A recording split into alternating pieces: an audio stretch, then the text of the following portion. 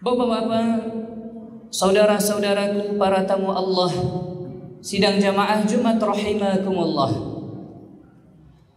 Alhamdulillah, senantiasa bersyukur kita kepada Allah Subhanahu wa taala dengan segala limpahan nikmat, rahmat beserta hidayahnya. Kita senantiasa Allah berikan segala kenikmatan yang Allah berikan selama kita hidup di dunia ini. Tak satu pun kegiatan kita yang luput dari nikmat Allah Subhanahu wa taala. Bahkan pada hari ini, dikhususkan di hari Jumat ini, kita tinggalkan segala aktivitas kita. Kita tinggalkan segala pekerjaan kita. Kita tinggalkan segala jabatan kita menuju ke rumah Allah Subhanahu wa taala ini dengan status sebagai hamba Allah Subhanahu wa taala. Tak satu pun di antara kita hari ini, di siang hari ini, yang datang ke rumah Allah membawa titel kita. Kita tinggalkan semuanya. Kita mengharapkan kita menjadi hamba-hamba Allah yang bertakwa. Selanjutnya salat beriringkan salam sentiasa kita sampaikan kepada Nabi junjungan kita, Nabi Muhammad sallallahu alaihi wasallam. Allahumma salli ala Muhammad wa ala ali Muhammad. Marilah senantiasa kita ikuti langkah-langkah beliau. Kita senantiasa laksanakan apa saja yang beliau perintahkan kepada kita. Jauhi segala larangannya. Maka insya Allah kita selamat di dunia dan selamat pula kita di akhirat. Para hadirin rahimani wa rahimakumullah. Pada kesempatan Jumat ini, pada tanggal 10 Rabiul Akhir 1444 Hijriah ini, kita kembali Allah hadirkan di rumah Allah ini untuk melaksanakan ibadah solat Jumat sebagai pengganti solat zuhur kita selama ini. Kita Allah hadirkan sekali dalam seminggu, dikhususkan di hari Jumat untuk melaksanakan solat Jumat secara berjamaah. Kalau kita tulis secara ringkas kita, di dalam catatan ringkas khatib, seorang baligh yang telah berusia 20 tahun, setidaknya dia telah melaksanakan solat Jumat sebanyak 364 kali. Bagi yang telah berusia 30 tahun, setidaknya dia telah melaksanakan solat Jumat sebanyak 684 kali. Bagi yang telah berusia 40 tahun, setidaknya dia telah melaksanakan solat Jumat 1364 kali. Kalau kita hitung ratusan bahkan ribuan kali solat Jumat yang telah kita laksanakan, sudahkah solat Jumat kita seperti solat Jumat yang diharapkan oleh Rasulullah sallallahu alaihi wasallam? Ataukah selama ini kita datang solat Jumat hanya sekedar melaksanakan ibadah formalitas kita saja?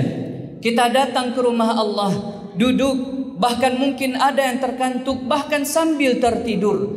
Lalu setelah itu solat 2 rakaat, lalu pulang begitu saja, tak ada apa-apa yang didapatkan dari solat Jumatnya. Maka pada kesempatan solat Jumat kali ini, kita akan sampaikan melalui khutbah Jumat kita yang singkat ini mengenai hikmah dan hakikat dari solat Jumat tersebut. Hadirin rahimani wa rahimakumullah. Kita lihat Allah khususkan di dalam surah Al-Jumu'ah dengan nama Al-Jumu'ah yang diturunkan khusus untuk hari Jumat. Di dalam ayat yang ke-9 Allah memanggil kita, A'udzu billahi minasyaitonir rajim.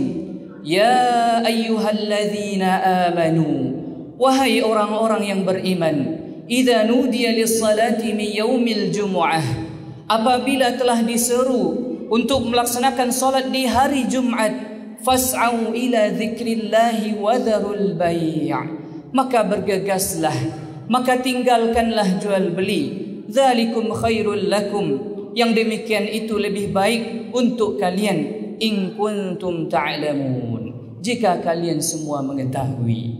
Para hadirin rahimani wa rahimakumullah. Sebelum itu kita lihat, sebelum kedatangan risalah yang dibawa oleh Nabi Muhammad sallallahu alaihi wasallam, setidaknya kita sebutkan orang-orang yang disebut dengan nama orang-orang jahiliyah di orang Arab sana. Mereka terbagi kepada 4 golongan. Golongan yang pertama adalah mereka yang tergabung kepada golongan para pedagang yang disebut dengan at-tujjar, mereka yang senantiasa berdagang. Lalu golongan yang kedua, mereka disebut sebagai orang-orang yang senantiasa menyusun syair-syair, menyusun pantun-pantun yang sangat enak didengar. Mereka disebut dengan syair, dan juga jamaknya dituliskan dalam Al-Quran Asy-Syu'ara. Mereka adalah orang-orang yang suka menyusun syair sehingga didengar, bahkan setelah itu dipuji oleh orang-orang yang mendengarnya. Lalu golongan yang ketiga, mereka adalah orang-orang pintar saat itu. Mereka tempat bertanya, mereka tempat untuk meminta. Mereka itu disebut dengan istilah al-kahin, atau istilahnya kita hari ini adalah para dukun. Mereka tempat bertanya bagi golongan yang pertama dan kedua tadi. Lalu golongan yang keempat yang terbagi menjadi orang-orang jahiliyah itu adalah orang-orang yang mereka dimanfaatkan, digunakan untuk menyantet, untuk menyihir, untuk memberikan gangguan kepada orang lain. Mereka disebut dengan sahir. Mereka itulah para penyihir yang ada semenjak zaman Arab jahiliyah dahulunya. Para hadirin rahimani wa rahimakumullah. Maka setidaknya sebelum risalah Islam datang, ada 4 golongan ini. Keempat golongan ini, mereka menamakan hari-hari yang mereka lalui. Hari yang pertama dinamai dengan hari Ahad. Yang hari Ahad ini diambilkan ke dalam bahasa Indonesia juga hari Ahad, atau diganti dengan hari Minggu. Lalu setelah itu mereka jalani hari kedua mereka, dinamakan dengan hari Itsnain, yang dijadikan ke dalam bahasa Indonesia hari Senin. Lalu setelah itu mereka jalani hari mereka lagi, hari Ats-Tsulatsa, yaitu hari yang ketiga. Dilanjutkan kepada hari yang keempat Al-Arbi'a, dilanjutkan hari yang kelima Al-Khamis, yang dijadikan kelima-lima hari ini menjadi nama hari ke dalam bahasa Indonesia: Ahad, Senin, Selasa, Rabu, dan Kamis. Mereka semua yang berempat golongan tadi, mereka senantiasa mencari keuntungan. Mereka senantiasa mencari apa yang mereka inginkan di hari Senin, dari Ahad sampai hari Kamis tersebut. Kita lihat para pedagang at-tujjar, golongan yang pertama, mereka senantiasa berjual beli mulai dari Ahad, Senin, Selasa, Rabu, Kamis dengan tujuan meraih keuntungan. Begitu pula yang kedua, golongan para penyair yang disebut dengan syair atau syu'ara. Mereka sengaja mengosongkan hari-harinya. Bahkan mereka ada yang menaiki bukit yang tinggi. Tujuan menaiki bukit yang tinggi tersebut tidak lain tidak bukan adalah untuk mencari inspirasi. Mereka mencari inspirasi di atas bukit agar bisa menuliskan tulisan syair-syair yang sangat indah. Lalu yang ketiga dari golongan tersebut adalah orang-orang yang mereka disebut dengan kahin atau dukun. Yang dukun inilah mereka tempat bertanya bagi para penjual, tempat bertanya bagi para penyair, sehingga para pedukun inilah mereka yang memberikan petunjuk-petunjuk kepada golongan yang pertama dan yang kedua.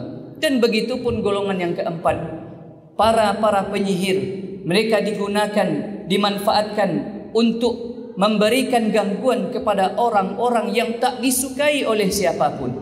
Maka kita lihat hari-hari mereka di saat orang-orang jahiliyah ini menjalani harinya dari Ahad, Senin, Selasa, Rabu sampai Kamis. Mereka senantiasa mencari keuntungan dari setiap masing-masing golongan mereka. Tetapi setelah itu, hari yang keenam, mereka tidak menamakan harinya dengan hari As-Sadis. Karena dalam bahasa Arab yang keenam adalah As-Sadis. Tapi mereka menamakan hari yang keenam dengan nama Yaumul Urubah. Yaumul Urubah.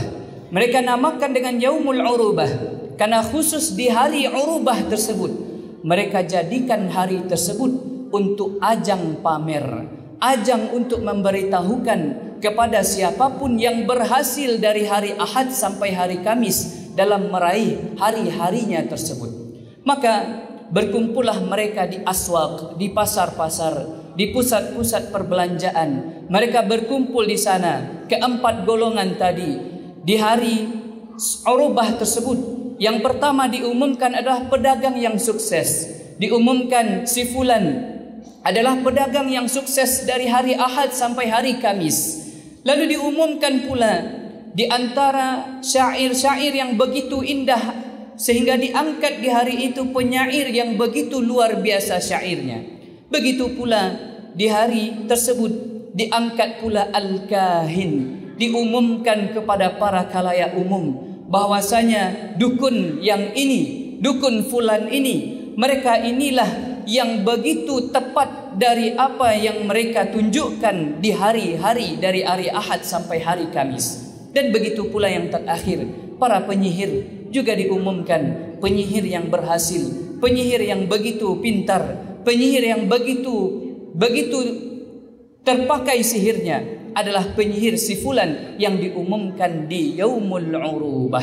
Maka begitulah perjalanan hidup-hidup orang jahiliyah ketika hari-hari mereka lalui dari hari Ahad sampai hari Kamis. Di Yaumul Urubah, di hari yang keenam, mereka umumkan atas apa yang mereka peroleh dari hari Ahad sampai hari Kamis tersebut.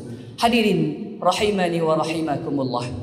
Tapi setelah Islam datang, Allah turunkan satu surah di surah Al-Jumu'ah, di khususnya ayat yang ke-9. Allah memanggil kita, a'udzu billahi minasyaitonir rajim, ya ayyuhalladzina amanu, wahai orang-orang yang telah menyatakan dirinya beriman. Ketika Allah memakai panggilan ayyuha, panggilan ayyuha disebut dalam bahasa Arab adalah munada, suatu panggilan. Suatu panggilan dalam bahasa Arab sangat banyak sekali. Ada ayyu, ada ai, ada ha. Tetapi khusus di dalam Al-Quran dipanggilkan ayyuha. Bahkan di dalam surah Al-Jumu'ah ayat yang ke-9 ini dipanggilkan ya ayyuhalladzina amanu. Maksudnya adalah yang dipanggil kepada kita, baik yang dekat maupun yang sedang jauh, baik yang sedang berhubungan dekat dengan Allah Subhanahu wa taala atau yang sedang jauh dengan Allah, semuanya kita dipanggil oleh Allah dengan panggilan ya ayyuha. Begitu Allah memanggil kita. Karena mungkin di hari-hari kita ada hari yang kita lalui, kita telah dekat dengan Allah Subhanahu wa taala. Tapi ada pula di antara kita yang melalui hari-hari kita, tapi hari-hari kita tersebut senantiasa jauh dari Allah Subhanahu wa taala. Tapi Allah tak memilih siapa-siapa orangnya. Allah tak pandang siapa orangnya, tapi Allah memanggil kita semua, ya ayyuhalladzina amanu. Wahai orang-orang yang telah menyatakan dirinya beriman kepada Allah Subhanahu wa taala. Ini pertanda bahwasanya Allah masih menganggap kita sebagai orang-orang yang beriman. Bersyukurlah kita dengan apapun kondisi kita hari ini, kita masih dianggap oleh Allah sebagai orang-orang yang beriman di hadapan Allah Subhanahu wa taala. Tapi setelah itu yang penting Allah tekankan kepada kita, idza nudiya lis-salati min yaumil jumu'ah. Apabila diseru, apabila dipanggil di hari Jumat, Allah ganti hari yang dinamakan oleh orang-orang jahiliyah selama ini dengan hari Urubah, diganti dengan nama Yaumul Jumu'ah. Apa arti Yaumul Jumu'ah? Yaumul Jumu'ah bukan hanya arti ijtama'a, bukan hanya kita berkumpul saja, tapi paling tidak kita lihat dari arti bahasa Arab. Dari kata al-jumu'ah memiliki beberapa makna. Yang pertama diambilkan dari kata al-jam'u, artinya berkumpul. Kita di hari Jumat berkumpul, yang laki-laki berkumpul di rumah Allah untuk melaksanakan salat Jumat secara berjamaah. Lalu setelah itu memiliki makna at-ta'aruf, saling kita berkenalan, saling kita mengenal. Maka ketika kita dihadirkan duduk kita di hari Jumat ini, paling tidak kita bisa kenal dengan teman di sebelah kanan, sebelah kiri, depan belakang kita. Maka tak ada hari lain mungkin kita bersilaturahmi, tapi Allah hadirkan di hari Jumat ini agar kita bisa saling berkenalan, bisa bertemu kembali, bisa bersilaturahmi kembali di hari Jumat. Dan yang ketiga, ketika di hari Jumat ini kita diberikan makna al-ihtimam. Kita memperhatikan orang-orang di sekitar kita. Para hadirin rahimani wa rahimakumullah. Inti yang ketiga yang inilah yang akan kita ambil, al-ihtimam dari pelajaran Jumat yang Allah hadirkan kepada kita.